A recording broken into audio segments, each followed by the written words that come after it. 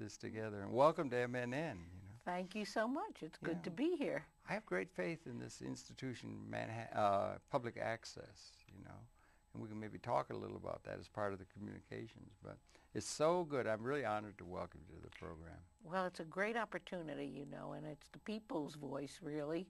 And you know, I've been on some other access, and it really does have a genuine ring to it. I think so, and I hope to report, happy to report, I think you got to keep your fingers crossed and keep your eye on the ball and everything, but it's in pretty good shape. And let me introduce you. We can talk some about these matters. Okay, great.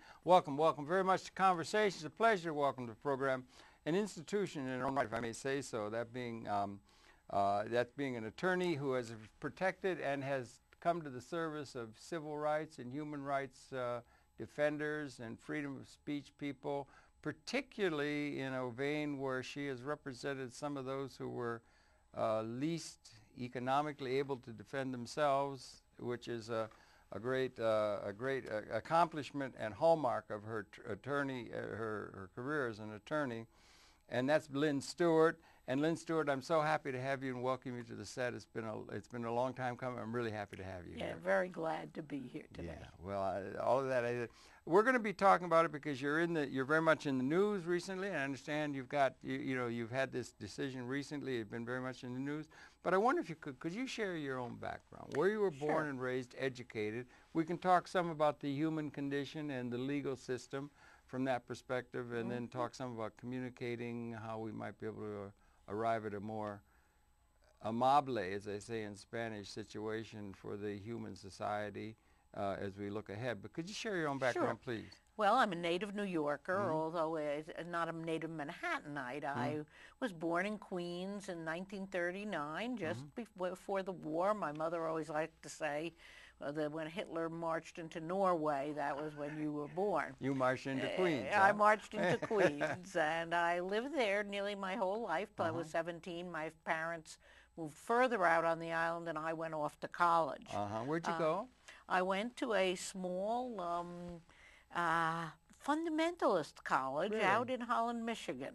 Hope College. Hope, yeah. Good liberal arts stuff, but the religion end of things really opened my eyes. I don't mean to pry. How did you happen to go there? My parents went to the local Dutch Reformed Church in Queens Village, actually it was, and the minister was a graduate, and he was very anxious that people, smart young women like myself, should go to his alma mater, and I got a partial scholarship, which was later interestingly augmented when my father appeared on the $64,000 challenge. Really? Yes, and was seen there by a wealthy Detroit businessman who said, I'm going to pay for that school teacher's daughter's education. No fooling. Yeah, Isn't that a story for a movie? You can make a whole movie around that, right? I don't suppose you're old enough to remember Dr. IQ and the $64 question. No, I vaguely remember that. That's where that came from. But that's really a story. That's really amazing. Isn't that a nice story? So I went to Hope, and then I got married. What town is Hope in? It's in Holland, Michigan. In Holland. Okay, yeah, right. Because I'm from Detroit originally, so I know from Michigan. Yeah, right. And then I came back to New York and went to Wagner College and finished at Wagner. Graduated from Wagner on Staten Island. See, I have a touch with all boroughs. Okay, good. Yeah. Then I lived in New York, in Manhattan, on the Lower East Side for the next, let's see, 30 years. Oh, really? Down near Tompkins Square? Or around that no, area? actually, it's interesting. People always say you were.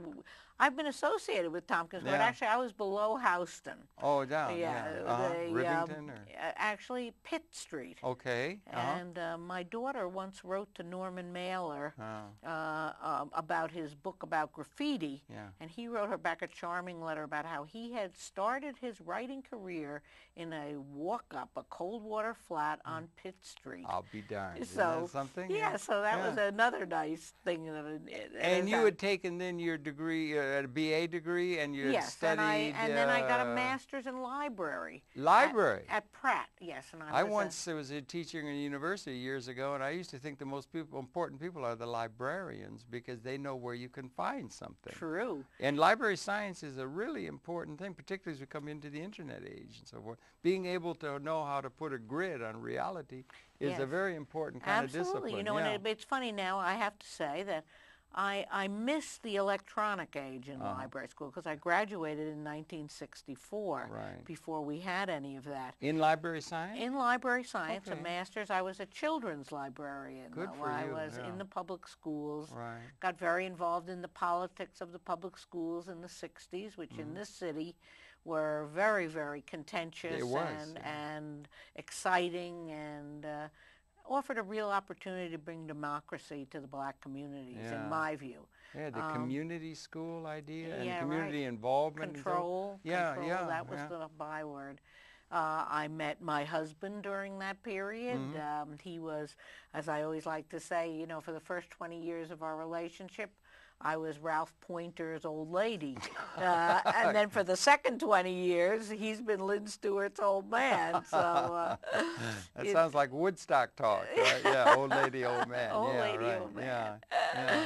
And but that was you were doing that. That was when the civil 60s. rights was getting into play. I mean, the thing with Mr. King and Stokely Carmichael. Absolutely. And the march, and you were involved in that. Heart and soul. In this local level, and we also, of course, were anti-Vietnam War very early, the earliest How early marches. were you able to do that? I would say 65. 65. Early, That's about when I finally picked up on it. It may have been earlier than that because we first tried to organize the teachers union to take a stand on it. Mr. Shanker? Mr. Shanker, our arch Did he enemy, have a position on that? He never would take a position. Never took a position. Never took a position. Never in the whole length of the war. Really? But he had other problems as well. So even Woody Allen made a joke about he took over and got the atomic bomb or something. That's I think right. That's funny. all we need. Woody, thank God for Woody Allen. He's so funny and he's so New York and everything like that. And thank God for comedy. I think if there wasn't comedy, you weren't able to observe the situation, even through tears often, as something like theater of the absurd. I don't think you could survive in a certain sense. In our society, it really is true. We're really a template of the ancient Romans almost. You think like that, right? Yeah, we you know, we need the graveyard humor just to get through each day. Graveyard humor, but you know, and of course, criminal defense lawyers, which I was for large part of my other working career. Of course, we do it all the time. People find it hard to understand, but it's a buffer for us. Yes, you could have been doing library science in your work at Hope College without being overly involved in the civil rights issue or the larger issues of the time. Well, I went to Harlem. That was my great awakening. That's when you started getting what they call radicalized?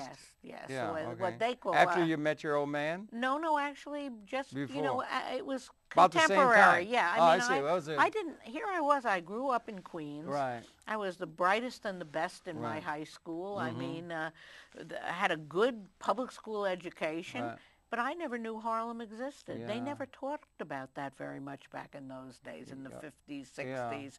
And here was this whole community, this vibrant community, really being oppressed in a very special way. And particularly through the schools. I mean, my parents were both teachers. Friends were teachers. I mean, I knew that what happened in Harlem wasn't happening in every school in the city. And that was very, very troubling to me. And then I had to figure it all out. What was racism? What role did it play? How can we combat this? What's necessary to empower people so that their children get an education and indeed the whole community becomes alive again? So that was it. I said, I went to Harlem, and that was it for me. I never escaped again from the notion that we needed radical change in this country. It's a good thing you didn't, perhaps, because that's where a whole lot of vibrant, real, honest-to-God life is done, even though there's a great deal of difficulty about that. But where would we be without Harlem? Yes, exactly. Would we be all dancing the minuet? It's not Harlem anymore, though. I have to say that just like my Lower East Side is no longer my Lower East Side. It's been because gentrified? It's gentrified, but there also was a tremendous exodus. You know, it was important, I think, to the powers that be that there not be this concentration of persons that were restless, that looked for change, and so they've been dispersed out to the Bronx and South Jamaica.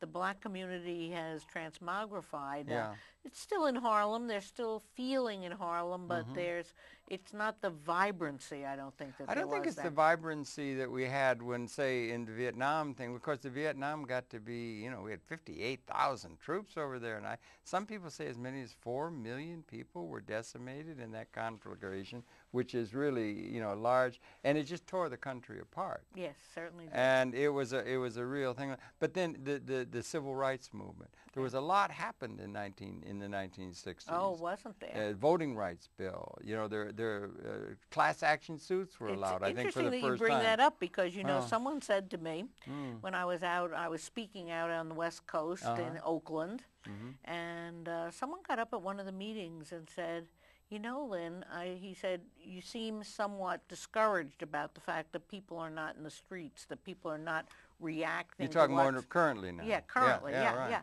That people are not reacting to what we're seeing coming from Washington in a more political way. Right. And he said, but remember, in the 50s, we never thought that the 60s were coming. Yeah, that's true. We never would have imagined it. So we can say to ourselves, we just keep working, keep telling the truth, keep staying out there, keep raising the contradictions, and people will respond. They must, because that's the nature of the human animal. Yeah, I think that's true. There will be that and everything, but there are also strong forces for keeping things in the way they've been and so forth, and covering up and that sort of thing. I guess that's been part of the human condition. You think since right from Cro-Magnon cave? The guy with the big club would say, let's just keep things the way they are. I like having this club. I like the status quo. I like the status quo. I've got the club. Me. Yeah, right. I don't know. That's a dim view of history. Well, I must say that I feel more optimistic than that. I think there's a twin strain of history. There's the guy with the big club, but then there's a guy over here.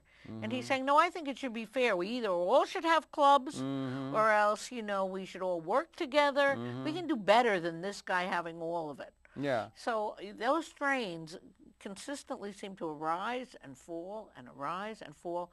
I'd really like to see if we couldn't sometime keep this guy that wants everybody to be equal on top for a little while. Yeah, well, a lot of those people come from our spiritual traditions, haven't they, I think? True. All of our Buddha, they all seem to have a commonality in terms of one of the most important things in the gospel is take care of the least among us. Right. And I notice it's ignored with alarming regularity by the political leaders and even the business leaders. Exactly. And it always seems to be maybe 10% of the people are served well at the top. They serve each other well, and there's nothing that encompasses the vast part of humanity, much less the ecology, of which we are part of that also, with sufficient I think that's true, attention. And I think that, Mark Twain said, I'm in favor of Christianity as long as someone would practice it. And I think that's the sense, too, of all the religions. They all have wonderful things in them, but people, they are torn by that other side that says, more for me, more for what I want. And in this, our society, which is so much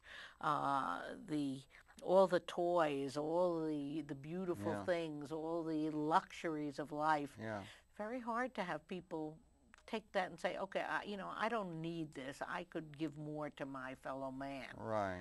Now, people are not looking at that right now, but I think we could. We might, and we might become, it might be that things come in cycles. And things come in cycles, and we may be we were at a nadir. It seems to me even just if you think back 3 or 4 years ago, we were at a kind of nadir compared to what you can begin to see signs of optimism around the world for some socially relevant kind of movement among the people. Well, it's especially today is spring, it's April. We see see the shoots coming up through and it's the same thing with the political scene. The grassroots seem to be rising up a little bit. And we had a little bout of cold weather when it was, and I had the lady come down to the elevator, elderly lady, sweetheart, and she came down and said, how are you? And I'm okay. And she says, I'm really worried about the daffodils. Poor things stuck their heads up. And now, and that's sort of a metaphor in there somewhere that applies, perhaps. Right. Well, what you said about the ecology, I mean, that is, people say, we've all been hyped to think that terrorism is really what we need to be afraid of. Wow. But really, the system, the climate system, the growing seasons, these are the things. Well, that is another thing, yeah. That is really at a crisis stage. We got to get to your law career and so forth. Yeah, we're philosophizing a little bit. One of my favorite lines you're I a use. good man to talk to, Mike. Well, it's just interested in everything. But one of my favorite lines is James Joyce, having Daedalus say, "History is a nightmare from which I'm attempting to awaken." Does that resonate with you or not? Well, no, I see history more as a classroom. Okay. Or as some instructive. It seems that everything that comes around has been here before. And if we just pay attention and realize how people came through that, what mistakes were made in not seizing the proper moments to make some change, that we can do it better this time. And that we may be able to indeed make some real change, because these fellows down in Washington right now, they seem to really have lost the focus completely. I mean, when I say that, they don't even want to give the slightest concession to anybody. They're not about making the thing appear to be okay. They're just saying to us more and more. When I heard yesterday, they couldn't even do the Medicare, get that through, that we don't have to put up with voracious drug companies stealing money from the elderly, of which I'm one. That we're really at an impasse here. We have really got to seize some kind of power and make it change. It was pretty bad when McCarthy was talking with his lists. You remember that? That was we got pretty far down the line of fascism with that kind of thing. And there was then the commies. There was the commies that were the thing. Have you been or have you ever been, and that kind of thing that they COINTELPRO that they infiltrated that, and it got pretty far down the line. Even if I remember well, Lynn, maybe you could remember back, they had a thing, Eastland, was it down there? And they had the Internal Securities Act, and there was a thing enacted in Congress to face an event of a serious internal security threat, with the thing where the habeas corpus could be suspended overnight. And they actually had detention centers built, and they had a couple of lists of people, 25,000 or 250,000 or something, couple lists, and that's still on the books or something. Are you aware of that, or am I overly paranoid no, about it's there. I think it's there. I think they have a lot of things on the books they don't bother to use every day. A lot of the Patriot Act, which is like a telephone book, is not used every day. And of course, we've seen recently that when they do use certain parts of it, they use it badly. These letters that were sent out by the FBI willy-nilly to anybody, intruding upon people's privacy. But you have to also see that that also comes with the rise of sort of the police state. I mean, we didn't have a national police force until J. Edgar Hoover really got into the FBI. Well, he's been there around quite a while. Yeah, that's right. And he was the list maker. He was, if you were on his list or Nixon's list or whoever's list, they could make your life pretty miserable. They did. And they did. For a lot of people who were talking about, let's make reasonable change. Yes. Very often people are just suggesting reasonable change. Exactly. We're not even activists. We're just basically writers, talkers, thinkers, actors in Hollywood. Yeah, they did that on the list of the people in Hollywood. It was awful. It was a real. So there's been bad periods and so forth. And now we got a period. To me, it's like almost like theater of the absurd. I mean, in a certain sense, the way it goes now, because they're going to do the things they're doing now. But it's also part of a larger loop. Yeah. And how far out do we get in terms of justice? We've been talking about justice, but I saw President Carter recently on television, and someone asked him words to the effect, do we live in a just world? And he said, of course not. I don't know that we ever have. If you take into account the whole of the human society, it's mostly been, since we can know recorded history, some people would have power in order to either coerce or co-opt the people and so forth, and they serve the interests of the few. I mean, Roman emperors. Right, we have had some... The aristos of Europe during the feudal period, and the slaves are wallowing around in the mud, more Right. or less. We had chattel slavery, for crying out loud, that kind of thing. But it's never been a system that really served to allow the full realization of even the biography, much less the full potentiality of everybody in a way that is... Well, I have to differ with you somewhat. Okay, good, good. I think that we had some brave experiments which didn't come to fruition. China, of course, is the one I think most of, because we had... After 48, you mean? After 49, after 49. You know, here was, they never thought China, they said the Chinese peasant will not fight. You know, they thought China would be their bailiwick forever. And yet they rose up, the imperialists, all the nations, the takers rather than the givers, let's say. And yet China did, and it did have a period, controversial, I'll admit, but they did make vast efforts to try to preserve their revolution, to make it equal, to have education for everyone, and but then the other side, your Cro-Magnon with the big stick, he comes in. Well, it doesn't look, that would have been a leftist kind of like a thing, and they brought in Karl Marx from the West as an almost religion and so forth. And well, they brought in Marx, but they were, everybody always says they really stuck more with with Confucius. It was a Confucian kind of Marx is how they worked out. Really? I haven't and it seen was it was a very practical. The little red book is, to me, still a Bible about... Really? Okay, that's interesting. Yes, more so than what came out of the Soviet Union? Yes, Stalin because the Soviet Union became quickly bureaucratic and quickly able for the head man to really do whatever he would. 30 million may have been done in with collectivization and so forth. But then they also took the whole brunt of the Second World War. No question about that. It was just they won the war. They won the war. I couldn't agree with that more. And I think history will deal better with Stalin than perhaps we have. Okay. There may have been a lot of deaths, but there were also... there was a tremendous need to protect that revolution. I also understand that and feel that that was his motivating. I don't think it's been very well protected, do you? It looks to me like the Soviet Union imploded. Well, and you've got a kleptocracy, even after shock therapy and all that. It would seem to me if you were in China, they've got the... But China doesn't look very much to me like a communist society. Not anymore. No, that's what I'm saying. It looks like they're gated communities and everything, and they've sold out in a certain sense to that dream. Does it mean, what does that mean as far as a critique of the socialist critique of, let's say, capitalism as a way in which society, world, and various nation societies are to be organized? See, I have to look at smaller places in the world. I have to look at Cuba. Yeah. And I have to say that here, this little island was able to achieve socialism and Marxism and able to be productive and able, I mean, I've been withstand the sanctions and absolutely, and be vibrant and strong and proud of itself, and I'm not sure that model works in every place, and I'm not sure it works when there's an enormous population with a lot of different ideas and tremendous resources.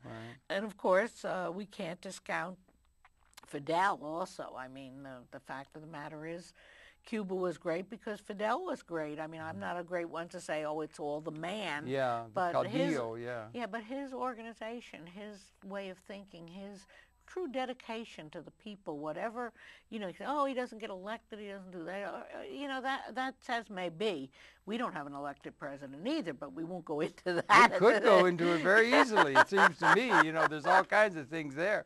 Our thing, it was, you were aware of that in 59 then? Yeah. You were aware of that movement that happened in 59 where they marched in and everything like that. Yeah, Michael Moore's got a new movie out now. Did you see that? No, Michael Moore's got a movie. He's taking a whole bunch of people down to Cuba because they've got better health care in Cuba, and it's a new movie. It's going to be coming out where they were demonstrating the better health care system that Cuba has, even at the level of, you know, serious medical questions than ours, where we waste so much money.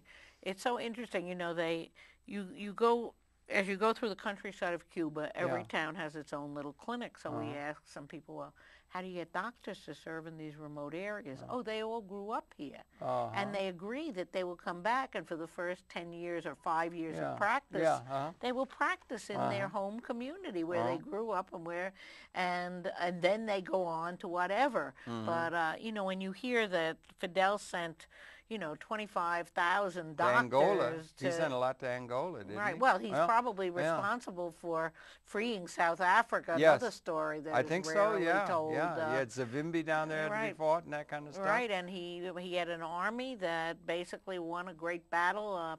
I never can remember the exact name. It's something like Charabasco or something. It's got a long name. Sounds Spanish. But he basically, in northern South Africa, defeated the South African army with the Cuban forces. And that was really the beginning of the end for them. Yeah, and he was standing, do you remember he was standing off, he had a standing offer at the time of Katrina to come in and help the people because they were familiar with hurricanes, and it was refused. And it was left up to doing a good job. What was the fellow's name? Brownie? Yeah. He said they've messed up, and our system messed up. But he was ready to serve them and could have served them very well. Would have. Would have, and was willing to do it. And, you know, what are they afraid of? Do they really think that these doctors are going to propagandize? Is that what they think is going to happen? Or that Americans' eyes will probably be opened when they see here are people that might be open to single payer, yeah. or some sort of a system of medical. That may be really in the works because it's such a mess, isn't it? It really is. There's so many things. When did you pick up on the law, dear? Well, I taught school till 71. Okay. By that time, we had actually lost the school struggle. The community control had been basically co-opted. Most of the people who were active were behind desks for a year or so. Yeah. Later bounced out, but you know, that was the great answer to the uprisings of the 60s, was the Great Society, Lyndon Johnson's plan. Well, there was things down, war on poverty. There was something, as Bobby Dylan was singing, blowing in the wind. Yeah. And it was worldwide. Yeah. There was something going on, and there was a lot of Stokely Carmichael, a lot definitely. of things.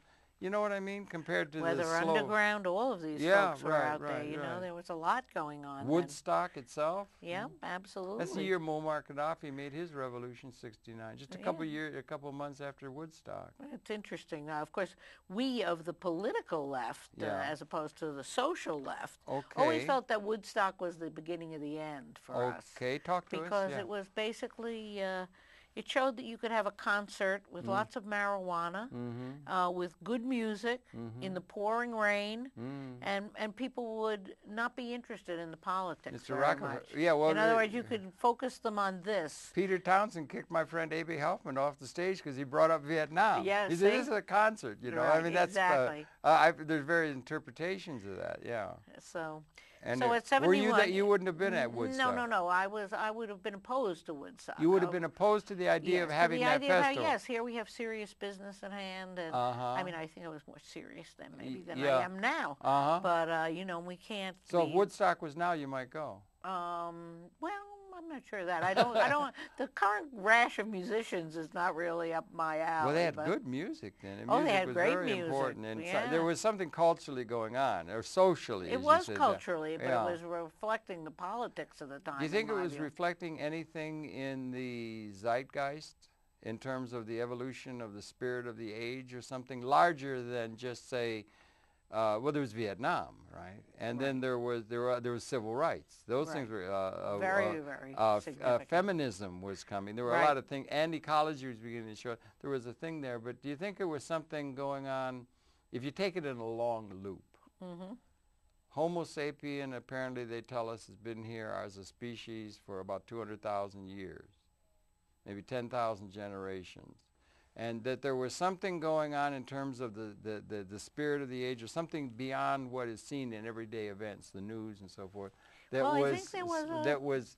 that was targeting on that particular time, 68, 70. I don't know, maybe it's just that I was feeling things very strongly then, but I thought it was a time of Oh, qualitative tremendous transformation. change. Absolutely. Like that magic year 1905 or something. It was magical. Years. Those years were all magical as far as I was concerned. I mean, and you these never fellows, felt you had the spirit out there. You felt that change could really happen.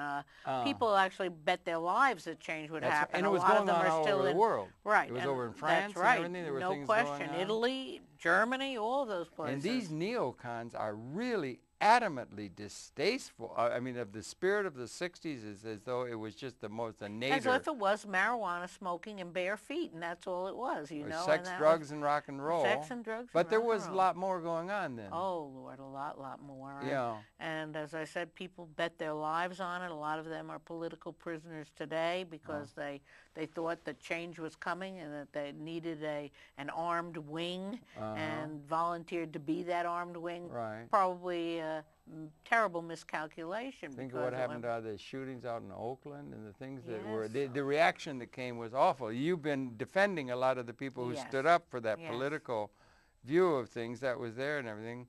I love the yippies. I mean, you know, the Fugs and Abby Hoffman, they tried to levitate the Pentagon. I mean, or the Living Theater. And, they, you know, they tried to, in a sense, make some, you know what I'm saying? They tried to do that. The Living Theater is now alive and well on Clinton Street. I just drove by. I know. I'm so happy to hear they, Hannah and Judith got it together there, and everything going to be doing, and the breakfast forum is going well down at West Beth now. The Brig. The Brig is going to be done, I think, April 23rd. Oh, no kidding. They're opening again April 23rd, I believe. Remarkable? The Brig is going to be their first presentation. There was so much going on. There was. So Abby much. Hoffman and Allen Ginsberg and the whole thing. It was there. I have the feeling there was something major going on then in terms of the evolution of events. Yeah. You know, that it was a magic time. But Mr. It was a great coming together of a nation that had, for a very long time, thought of itself as basically perfect. Yeah. And when Vietnam and people started realizing we're not perfect, and we have this big problem with Jim Crow, and we have other problems. Thank God they finally addressed it. That's right. And people said we got to do something about this. Right. And that's what's got to happen now. We've got to do something about this. We have these big problems.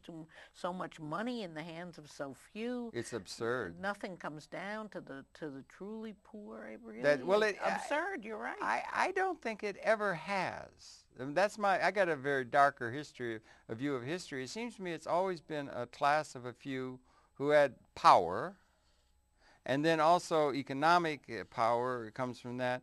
And you had kings, and then everybody else was just there, or emperors in Rome.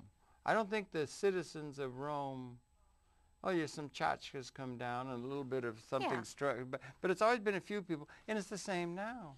Yeah, well now but we profess to be a democracy in which people are equal, in which there is no class difference. We think of ourselves as a, quote, classless society. I think one of the great losses, of course, is the working class, which a lot of my left-wing friends and associates are still counting on to make the revolution. I don't see that. That has really been co-opted. Since PAPCO, maybe? Yeah, well, since Reagan? I think Reagan did it in finally, but even before that, when United States Steel suddenly decided it couldn't afford to do business here because they didn't want to pay people the amount of money they were paying them, and those mills closed down. My husband is from Pittsburgh. Oh, really? So, so that to him was like, just rolled his eyes back because it was so amazing that what they thought could never leave the U.S. was gone. Well, the globalization thing was there must have been a revolution in transportation. Containerization came, the stevedores, this kind of thing. Technology was coming.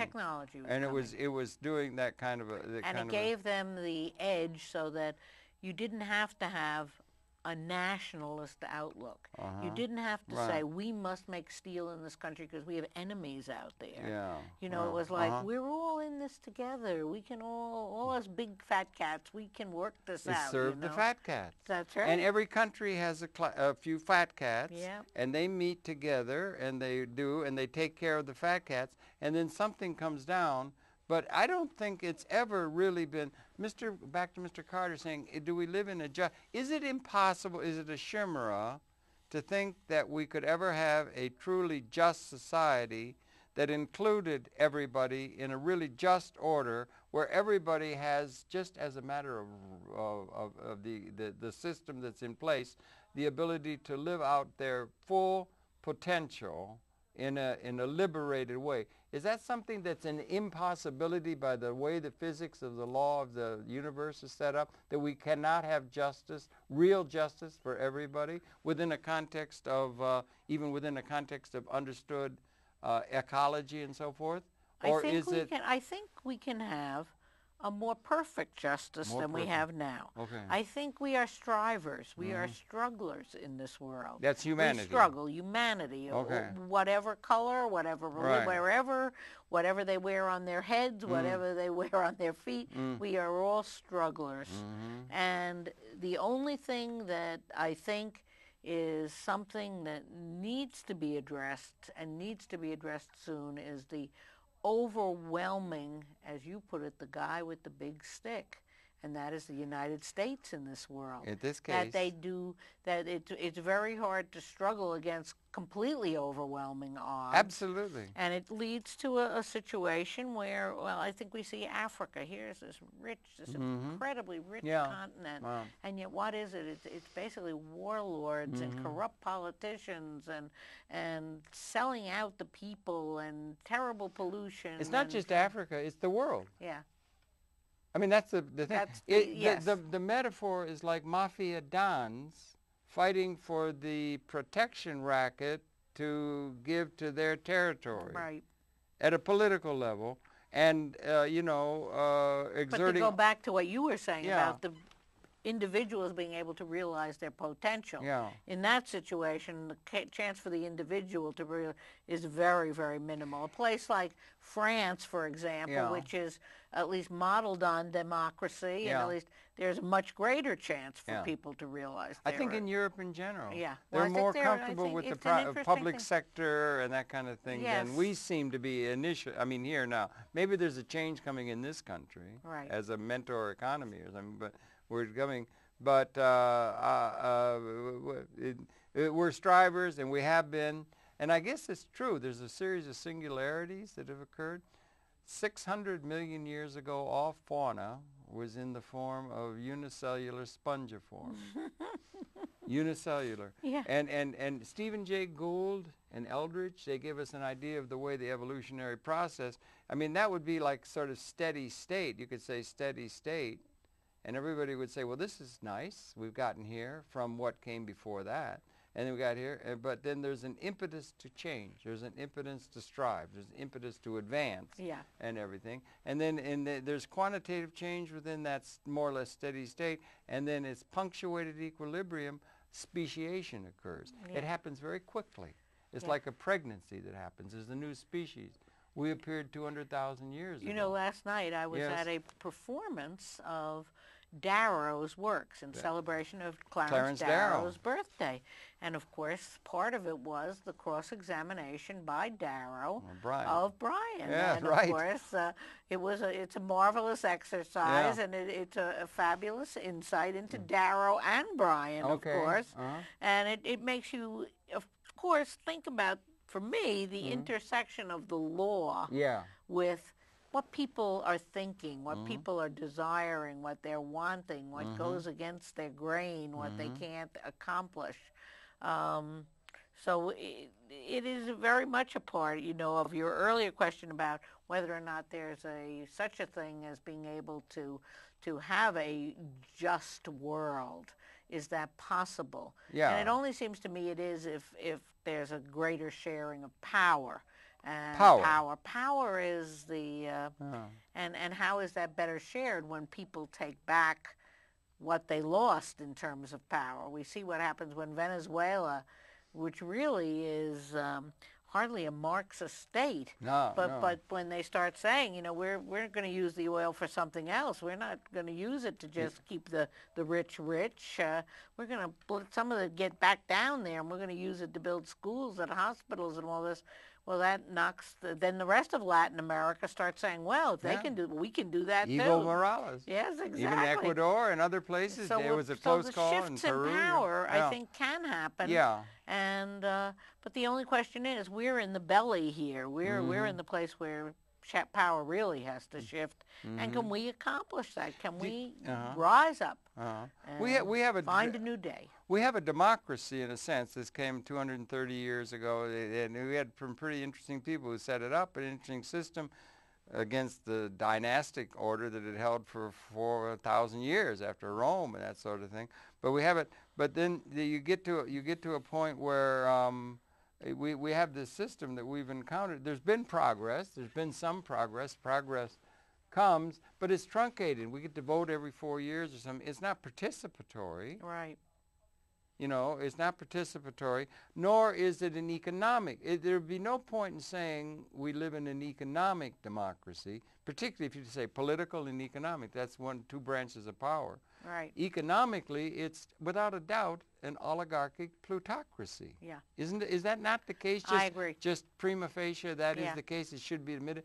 Don't talk about democracy. We don't have a democracy economically. And the economic condition in which people are forced to live is probably, in a day-to-day way, more important than even the ability to go and cast a vote every 4 years. Yeah. But what about those two things, and what do you see? Well, someone once said to me, I was speaking at NYU, and they asked me, Lynn, what do you think is the social contract? Right, okay. And I said, because we are so mindful of our own pleasures and our own desire to be let alone, I have to say that the social contract is a six-pack, an SUV, and a remote control. Right. And as long as people have that minimal, they're not going to rise up and say something's wrong here. And we have a very different world because of the media, because of the way that people get all their news funneled through the television rather than from other people. You know, we're trying to combat that. Yes. Here on Public Access. Absolutely. With you. Right. Okay, right. good. To have some stimulation, absolutely. But I think it's proven, you know, this fellow wrote this book, Bowling Alone. Yeah, right. About how people don't join anymore. There's people used to be members of bowling leagues, he says, but also the Altar Guild or the local Grange or all people, unions, etc. People don't belong to anything. They commute now instead. You know, there are places where they don't even know their neighbor. Yeah, right. Exactly. You know, the next door neighbor, they don't know who they are. Don't know who they are. Much less feel a community, a sense that we have to, as a community, speak out on this or be involved in this or, you know, it's only if the real estate value might be affected, then we think of ourselves as community. Yeah, and we got this system. Paul Krugman did a thing about the growth in the economy. And it was really something he presented. He said the real growth beyond inflation didn't even go to the real growth. Didn't even go to the upper 5%. It didn't even go to the upper 1% beyond inflation. It went a little bit to the upper 1/10 of 1%, got a little edge, but the real growth went to the upper 100th of 1% of the population of our economy is where the real growth went. I mean, it's like, you know, and you've got these people who have super economic power, and most of the people don't have any kind of an ownership of the technology that's more responsible. Do you think there's a revolution blowing in the wind? Maybe. Well, I want to believe it. I want to think that, you know, human beings, such as we are, we get to a certain point and we say enough already. You know, I think that, interestingly, you know, and I'm now quoting Dave Zirin, who is a sports writer, when he wrote about the Rutgers women and Imus, he said it was just, you know, people in this case finally said, no, it's too much. We're not going to tolerate this anymore. We're not going to say, oh, it's okay for him to do that. And they made it strong enough that these, quote, corporate sponsors got scared. It was all market dictated in a sense. It's all just what they're selling Peoria. I mean, that's the kind of decisions in that. But it's still people saying enough. And if they can say enough about something like that, maybe they can start saying enough about some of this other stuff Do you as well. think they could say that would be something that would be like civil rights, or the civil rights and the racial thing, which is just still permeating. We can't have slavery. We had slavery, for crying out loud, until just yesterday. Yeah. It's amazing like that. I mean, talking again about James Joyce saying history, nightmare, I mean, of injustice. There's been some progress, but then what is the model that if they will say, Miss Thatcher, when she took over, what was it? It says, Tina, there is no alternative. We could point to Cuba. Do we point to the socialist model, Karl Marx? Do we point to the Marxian analysis? Do we have an analysis of what the alternative, or reading of history in a large template that gives us reason to think that there would be, because the Soviet Union's imploded, China's been co-opted, right? I believe. Don't you think? Yes. And does it all rely upon Cuba? Well, they no, got all those nice 1950 cars down there, you know, and it's they're great. beautiful. You know what I'm saying? But is the traditional Marxist critique of imperialism and so forth a thing that could really be able to challenge effectively the system that is so in the saddle now as we look out? I don't think that we'll ever have, quote, Marxism in this country, because I think that there is such a built-in prejudice against just the very name or the way it operates. I think whatever happens here will be very American, but it will start taking back from the super rich. It has to. Even though they are powerful and they won't let this happen, it will happen because the people themselves will understand that it cannot go on like this. The pinch will be too great. Cuba is very small. It's a model. But it's a model of what we might want to become, of we might want to look at when money isn't spent totally to arm ourselves and to go on these excursions to Afghanistan and to so many other places, Grenada, all these excursions into imperialism. So I just believe, and maybe I'm an optimist, and maybe a cockeyed optimist even, but I just have a great strength in the people's will, and that at a certain point people will say, we're not going to live like this. We came into this country against an oligarchy, against the king. We were born of rebels. Let us fight back. Let us not let this continue. Now, Jefferson are they learning now? Right? Are they Yeah. learning now? They elected a Congress they thought was going to do their will. They could lean back in their recliners, go back to the remote control. And what happened? Watch the Congress networks said, oh, no, we can't do that. We can't do impeachment. We can't do impeachment. She said, first thing she said, it's off the table. And we can't stop the money for Iraq. We can make a resolution. They had a hell of a time stopping the money for Vietnam. Right. It was finally that which did it. And that's what did it, ultimately. But remember, that went from about 68 to 75. Yes. Indeed it did. And millions of people died in that before they were holding on to helicopters as they retreated. We lost that war. They don't want to lose the war. They don't want to lose the face. They don't want to lose an image of invulnerability. Actually, it might be they want to have the world think that it is inevitable that we represent, in a historical sense, the positive march of humanity across the planet is represented by moi. Yes. By us. We represent, we are legitimate. These other systems are not legitimate. And as Margaret Thatcher said, there is no alternative to capitalism the way we're practicing it. And we're legitimate and everyone else is illegitimate. They don't want to have that question of their illegitimacy at a structural level. They're saying, look what we can do. And I think it happened also in Lebanon, in terms of that situation in Lebanon last year, when they were no longer having to face the idea, the Lebanese, the idea of the inevitability, overwhelming, unquestioned power of the Israeli military forces against the Hezbollah. Is there anybody? There might be some places where that is happening in a geopolitically realistic context to challenge the basic assumptions by which they assume historical legitimacy. Can you see that? Yes. And well, I think we see Iraq completely as that. I mean, really. I mean, they went in there and everybody thought, oh, they'll wipe this up in a week and we'll all be back home again.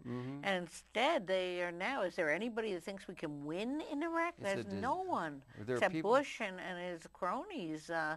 It's like Nixon and Kissinger hiding out in the White House almost. Well, they were hiding out in the White House, and then they finally did work it out. We have to do peace with honor, remember? Yeah. Or they had to burn the village to save it. There's things that, in the case of the Vietnam, it's worse than Vietnam, do you think, in balance, the thing there? I think it's worse because the media is so much worse these days. The media is worse now. The media is worse. Even though there's so much more of it. Oh, yeah. It's worse because the media people rely on is not telling them the whole story.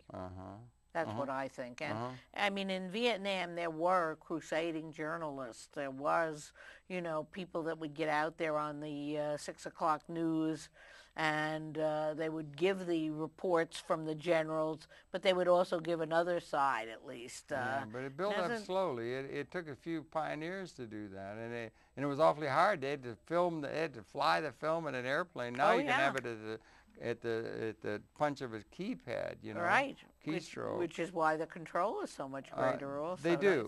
I think. And yet we get a consistently one-sided view of the world here in this political system, the United States. They will get one in another. They'll get their own view in the other country, the other part of the world and everything.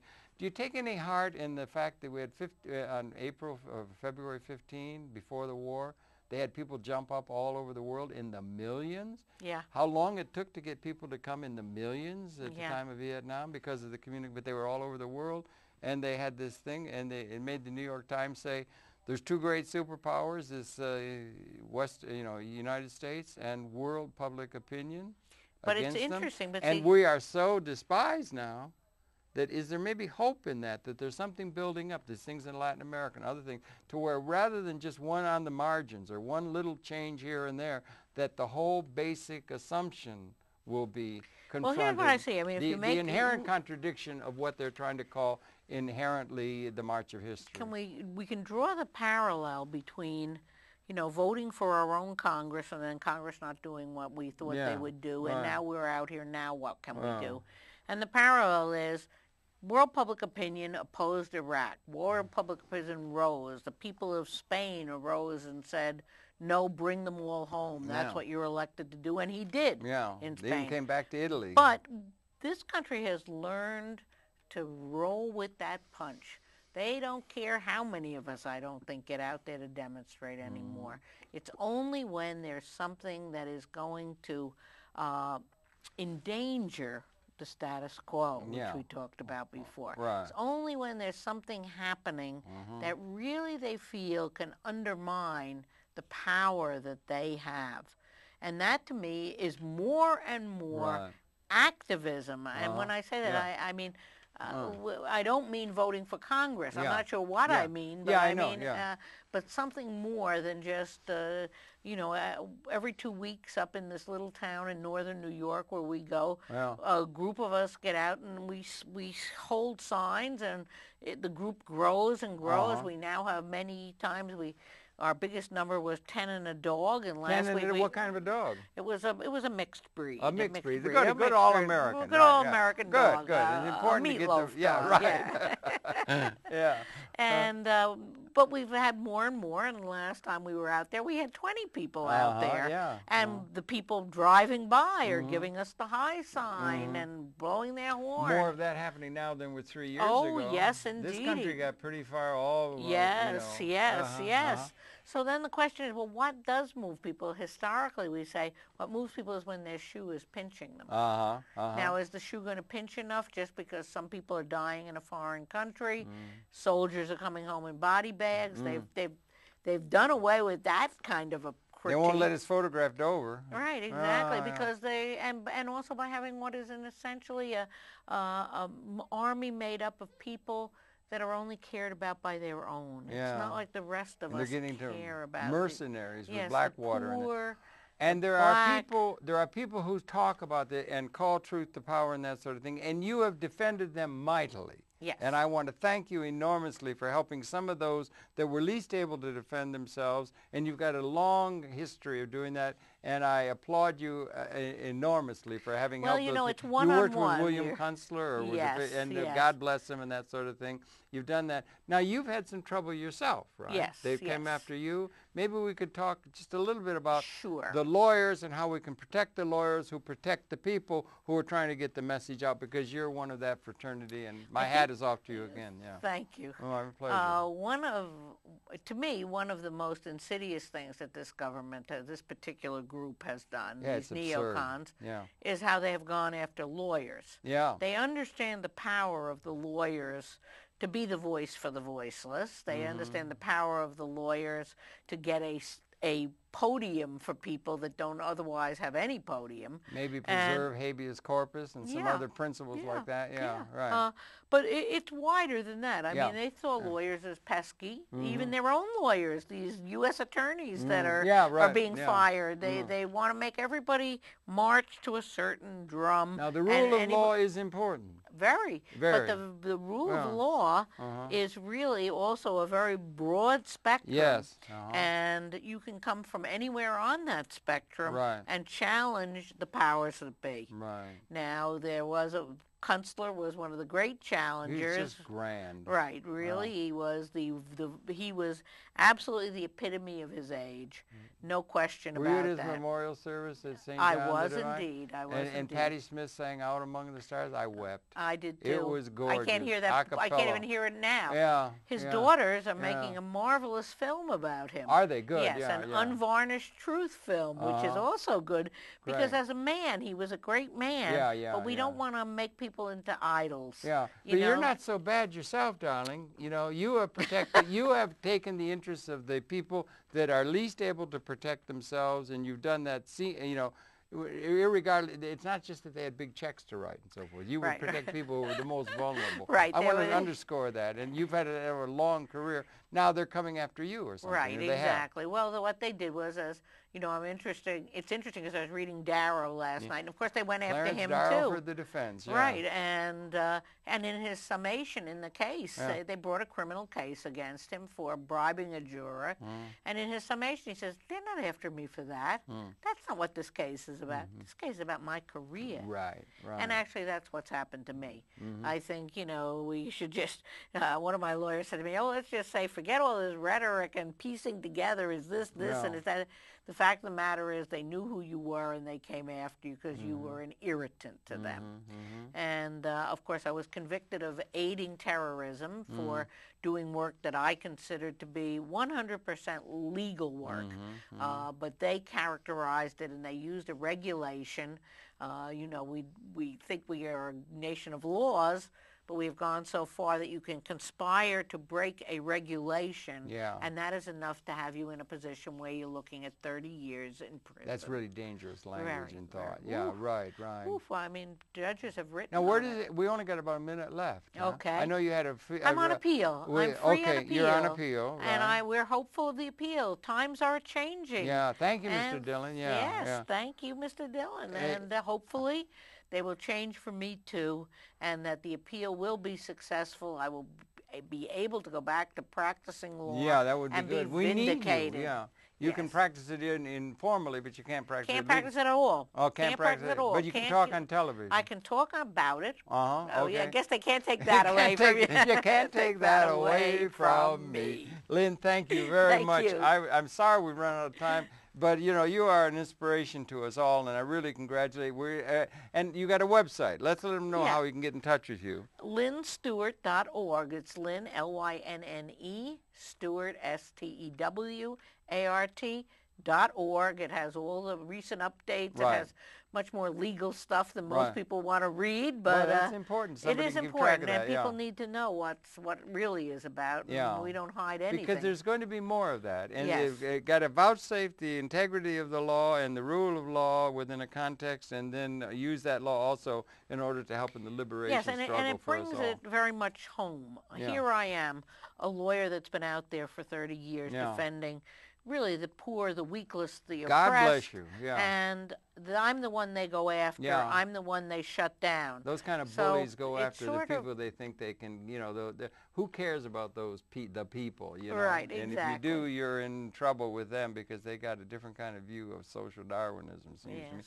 Thank you enormously Thank you for very a much. great... We'll do this again. Absolutely. We should stay in touch. In public access, we should keep it open to you. Keep it open. And it's your pleasure to have her perceptions. We invite you in. We'll come back again tomorrow. Lynne, once again, thanks very much for coming in and for such a very well-led life. You're a heroine of our age. Thank you very much. See you tomorrow. Good. So I don't know. We've got to...